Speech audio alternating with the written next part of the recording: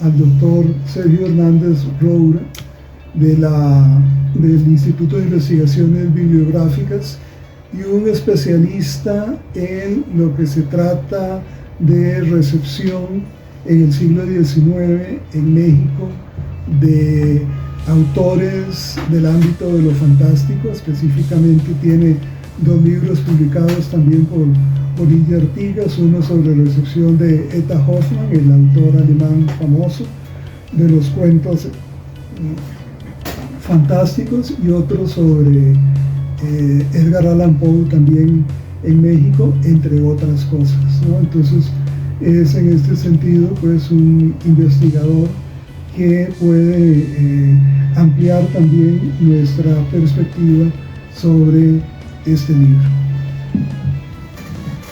Muchísimas gracias. Antes que nada quiero agradecerle al doctor la invitación a participar de este evento fundamental para el libro. Y pues bueno, comenzar el texto que traje. Durante el siglo XVIII, para el mundo europeo tuvo lugar una de las transformaciones fundamentales de la cultura moderna, la implantación del racionalismo como paradigma científico. Este cambio tuvo muchas más consecuencias de las que se pudiera suponer. Su impacto se vio reflejado en todos los ámbitos, incluso en aquellos en los que podría pensarse que no ocurriría. Piénsese que a partir de ahí, cualquier acercamiento al mundo que no se atuviera la comprobación de verdades medibles, tamizadas por la razón, carecía de valor científico. De esta forma quedaron fuera las aproximaciones con las que hasta entonces el ser humano se había acercado al mundo, como la religión, la magia o la superstición. La diosa razón había exorcizado a la realidad y consumado el proceso de desencantamiento del mundo, en la expresión de Max Weber. Pero no solo eso, ya que también la descalificación influyó en la reconfiguración del árbol del conocimiento, que había sido podado usando la metáfora de Robert Darnton por los enciclopedistas. Sin embargo, eso no quiere decir que estas aproximaciones hubieran desaparecido por completo, ya que algunas de ellas muy pronto renacieron en obras artísticas y sirvieron para oponerse a la tiranía de la razón. A este impulso debemos algunas de las cumbres del romanticismo que incorporaban elementos sobrenaturales, ya fuera para suscitar el escalofrío de un público ávido de emociones, entre ellas el miedo, o para cubrir la realidad con un velo misterioso. Algunos de sus exponentes aprovecharon los horizontes que abría el esoterismo, un conjunto de saberes y prácticas que es fundamental conocer si se quiere tener una mejor comprensión de lo que ocurre con buena parte de la producción artística del siglo XIX. Si nos acercamos a las obras de Hoffmann, Gautier, Balzac, Poe, Baudelaire, Crowley, Blackwood, Machen, Castera, Nervo o Vasconcelos, por mencionar algunos nombres, podemos disfrutar la trama de sus obras sin ningún problema. Sin embargo, es un hecho que indefectiblemente algo se escapa, algo se escurre entre los dedos, algo que pertenece a un lugar de sombra a causa del desconocimiento de ciertos códigos y referentes. Algunos destacados investigadores, entre los que se encuentran Francis Yates, Joan Calianu, M. Butler, Antoine Febvre, Alain Mercier, Mario Praz, nos han enseñado a leer entre líneas algunas de esas obras para iluminar esta veta dichosamente aún por explorar.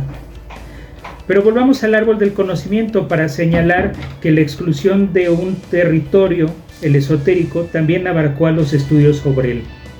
Las instituciones religiosas defendieron su parcela, pero el conjunto heterogéneo del que forma parte el espiritismo, la teosofía, el ocultismo, la magia, entre otros, había quedado bastante relegado como campo de estudios, lo que no quiere decir que el interés se haya extinguido.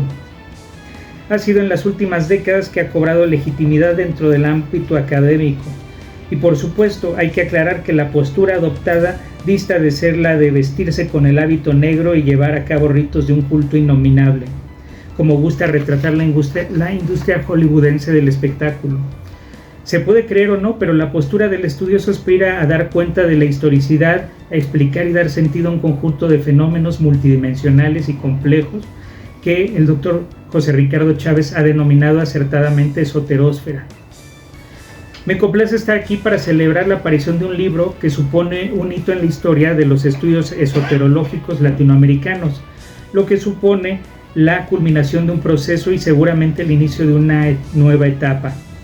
Con mucha expectación observo la manera en la que se ha expandido un territorio y sobre todo su consolidación como ámbito de estudio en la universidad.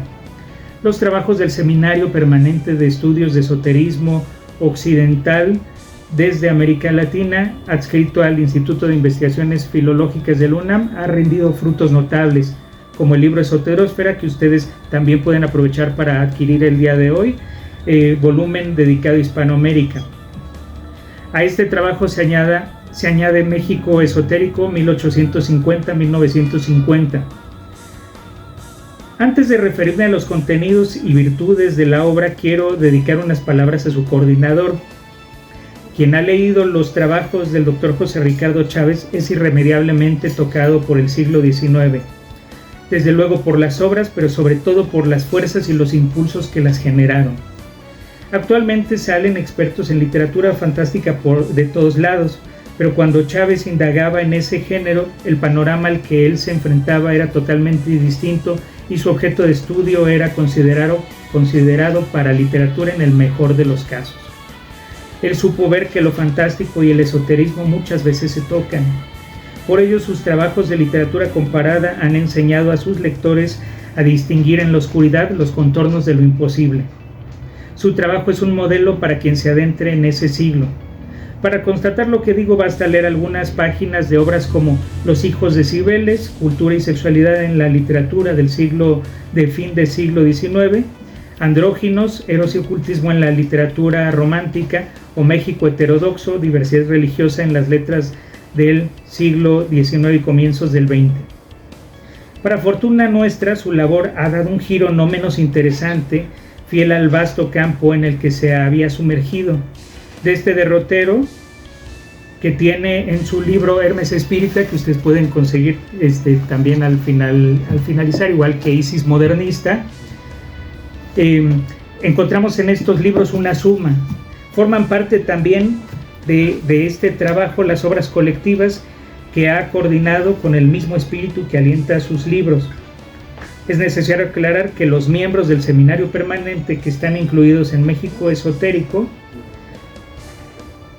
son académicos pertenecientes a diferentes ámbitos e instituciones que no han sido magnetizados para cumplir las órdenes de un demiurgo, sino que se han congregado con el objetivo de seguir expandiendo los horizontes esoterológicos y, por supuesto, los del conocimiento de nuestro país, cada uno atendiendo a su propia búsqueda.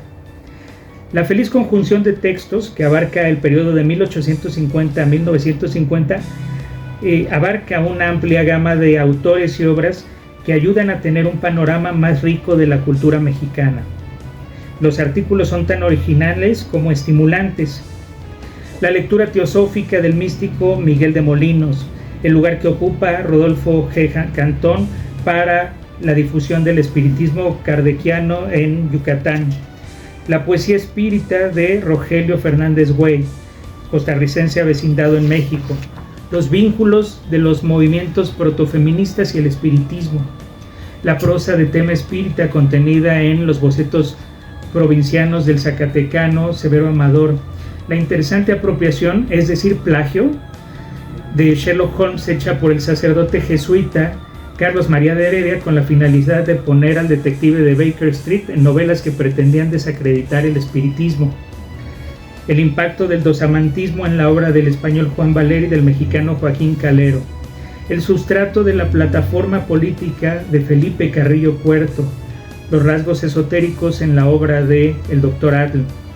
El destacado papel de Arnold Krumheller como punto de encuentro entre instituciones esotéricas europeas y latinoamericanas, a lo que añade su trabajo como creador de novelas de temática Rosacruz.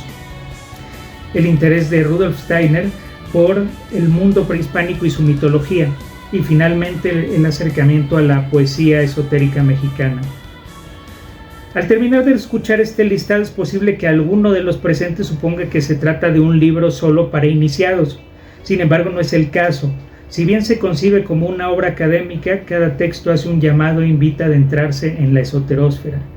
Sus páginas permiten mirar con nuevos ojos una de las áreas marginadas de la cultura, lo que implica que su lectura sirve para descubrir nuevas dimensiones de los fenómenos, enriquecer y refutar la visión simplista y reductora del pasado como algo primitivo y ya superado, además de demostrar que las simientes de mucho del conocimiento científico provienen del ámbito de la esoterósfera, algo que sin duda los acólitos más irracionales de la ciencia difícilmente reconocerían. Muchas gracias.